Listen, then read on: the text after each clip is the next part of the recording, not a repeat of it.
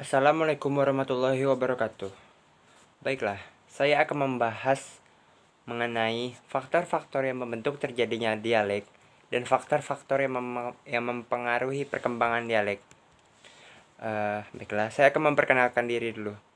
Perkenalkan, nama saya Febri Milano dari jurusan Sastra Indonesia, Fakultas Ilmu Budaya, Universitas Andalas. Saya akan menjelaskan materi tersebut sebagai tugas untuk mata kuliah dialektologi yang diampu oleh Ibu Ria Febrina, SSM Hum, dan Ibu Profesor Dr. Hajah Nadra, MS.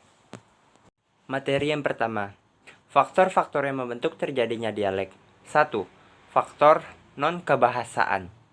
Di antaranya, kondisi alam, yaitu suatu daerah terpencil yang mempengaruhi ruang gerak penduduk setempat sehingga mobilitas masyarakatnya cenderung rendah. Hal ini dapat mengakibatkan terjadinya dialek. Lalu, selanjutnya yang B, batas alam.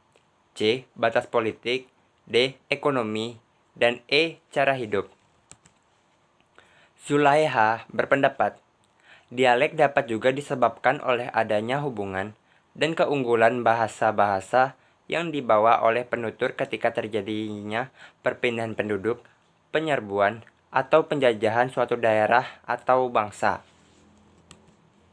Yang kedua, faktor kebahasaan. Terjadinya dialek yang diakibatkan oleh faktor kebahasaan disebabkan oleh peranan bahasa yang bertetangga.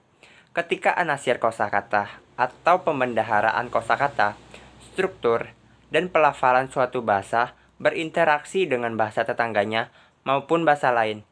Hal ini dapat menyebabkan terjadinya dialek. Lalu, materi yang kedua.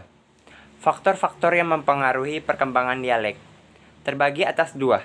Yang pertama, perkembangan membaik. Yang kedua, perkembangan memburuk.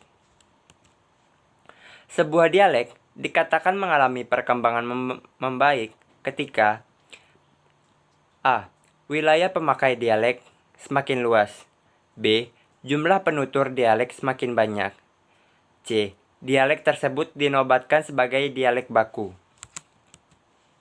Sebaliknya, jika dialek dikatakan mengalami perkembangan memburuk, ketika memiliki wilayah pakai yang berkurang dan jumlah pemakai dialek tersebut berkurang bahkan hilang sama sekali, yang mempunyai faktor sebagai berikut.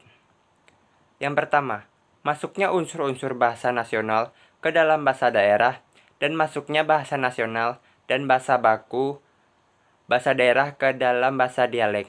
Yang kedua, faktor sosial dan faktor ekonomi. Sekian dari saya. Wassalamualaikum warahmatullahi wabarakatuh.